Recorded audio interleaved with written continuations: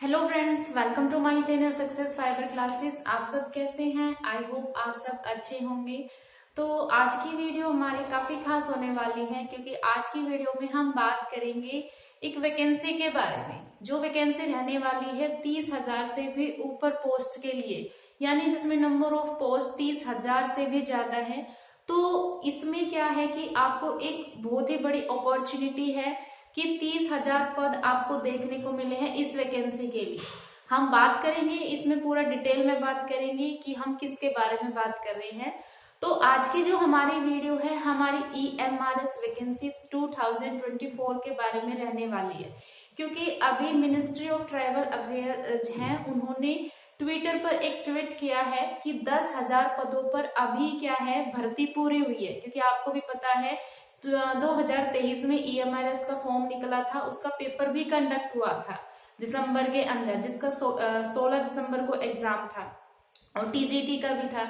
तो उसकी 10,000 पदों पर भर्ती हो चुकी है, अपॉइंटमेंट हो चुकी है। लेकिन अभी क्या है, अभी 38,000 पद और खाली है। तो उसमें भी क्या है, EMRS पर है वो भर्ती की जानी है, क्योंकि झारखंड के जो CM है उन्होंने अभी झारखंड में 3 नए EMRS जो स्कूल्स हैं उनका उद्घाटन किया है। तो इसका मतलब है कि वहां पर क्या है कि टीचर्स भी फिल होने हैं, जो नॉन टीचिंग पोस्ट है वो भी फिल होनी है, और उन बच्चों को रखने के लिए जो हॉस्टल की सुविधाएं होती है तो उसमें हॉस्टल वार्डन भी चाहिए होते हैं और भी बहुत कुछ है। तो इनके लिए क्या है कि 30,000 प्लस वैकेंसी निकली है। तो अभी यहाँ पर सिर्फ एक न्यूज़पेपर में एडवर्टाइजमेंट आया है, तो जल्दी आपको ये वैकेंसी देखने को मिल जाएगी। EMRS होता है एकलव्य मॉडल रेजिडेंशियल स्कूल। ये KVS की तरह तो नहीं होता, बट हाँ ये मतलब इसमें क्या होता है कि सिर्फ आपको एग्जाम देना होता है, इसमें कोई इंटरव्यू नहीं होता, आपका एग्जाम बेस पे कट ऑफ निकलती है। अगर आप कट ऑफ को पार कर जाते हैं तो आप इस जॉब को मतलब ले लेते हैं, ठीक है। KVS में क्या होता है, KVS का प्रोसीजर थोड़ा लंबा होता है, पहले आपको एग्जाम देना होता है, उसके बाद फिर आपको कहीं इंटरव्यू देना पड़ता है, ठीक है। तो EMRS का सबसे बड़ी अपॉर्चुनिटी ये है कि इसमें इंटरव्यू वगैरह नहीं है, आपको सिर्फ पेपर देना होता है और उसके बाद आपको सिलेक्शन पाना होता है। तो किस किस के लिए निकलेगी, तो टोटल पोस्ट की बात करते हैं तो 30,000 प्लस के लिए है ये।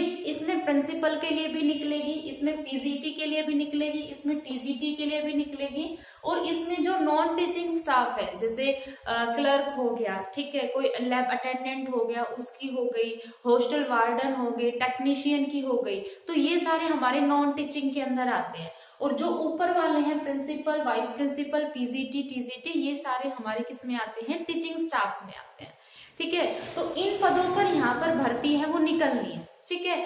अब बात करते हैं इसकी एज लिमिट। तो पहले भी इसकी जो एज लिमिट है वो मतलब ठीक थी, अभी भी जो इसकी एज लिमिट है वो ये बोला गया है कि 40 साल से ज्यादा नहीं होनी चाहिए। और जो EMRS स्कूल में जो एज अ कॉन्ट्रेक्चुअल टीचर लगे हुए हैं तो उनको वहां पे 5 साल का और एज रिलैक्सेशन मिल जाता है।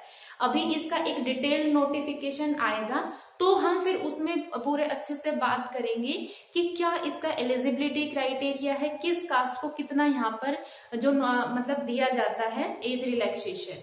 EMRS में क्या होता है, जनरली आपको ऐसे स्टूडेंट्स को पढ़ाना होता है जो बिल्कुल ही लो कैटेगरी से आते हैं, जैसे हम बोलते हैं शेड्यूल्ड जो ट्राइब्स होते हैं, जो आदिवासी लोग होते हैं, उनके बच्चों को यहाँ पर पढ़ाना होता है, जिनको यही नहीं पता होता कि एजुकेशन का मतलब क्या होता है। तो भाई अगर आपको सच में ही अपने जीवन को एक आगे दिशा में लेकर जाना है, अगर आप चाहते हैं कि सच में हम एक अच्छा टीचर बनना चाहते हैं, तो भाई टैलेंटेड स्टूडेंट्स को, इंटेलिजेंट स्टूडेंट्स को तो हर कोई पढ़ा सकता है।